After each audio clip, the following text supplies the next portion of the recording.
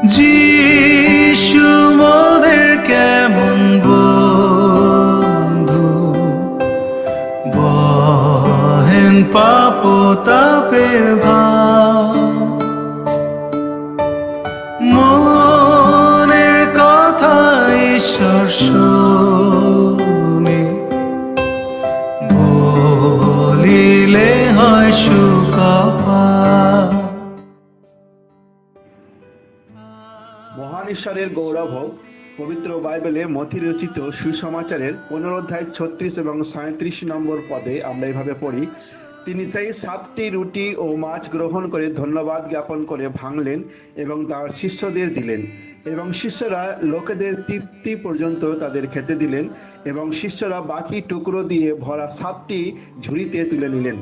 3 দিন ধরে প্রভু যীশু খ্রিস্টের পেছনে চলা ভিড়ের অবস্থা দেখে প্রভু যীশু খ্রিস্ট যখন তাদের শালিতে বসিয়ে 7টি রুটি দিয়ে খাওয়ালেন এবং 7টি ঝুড়ি রুটি টুকরো বাকি ছিল, তখন প্রভু তার ঈশ্বরীয় শক্তি প্রকাশ করলেন।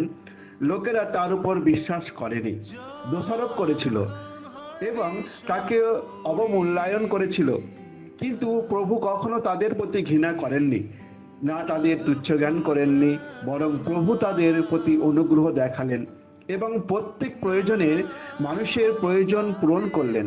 প্রথমত প্রভু তাদের যত্ন করেন, দ্বিতীয়ত প্রভু সেই যত্ন দূর করতে সক্ষম, তৃতীয়ত প্রভু সেই যত্ন দূর করতে সক্ষম এবং ইচ্ছুক, চতুর্থ প্রভু সেই যত্ন দূর করতে ইচ্ছুকও। ঠিক একইভাবে প্রভু যীশু খ্রিস্ট একটি পাপী মানুষের পাপের প্রভাব এবং পাপের শাস্তি থেকে মুক্তি দেওয়ার জন্য যত্নশীল, সক্ষম এবং ইচ্ছুকও।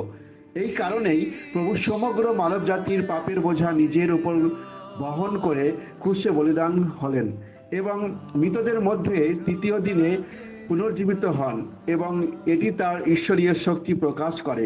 আপনারাও প্রভু যীশু খ্রিস্টের উপর বিশ্বাসের মাধ্যমে মুক্তি পেতে পারেন। ঈশ্বরের কাছে আপনার জন্য আমাদের এই প্রার্থনা। ধন্যবাদ।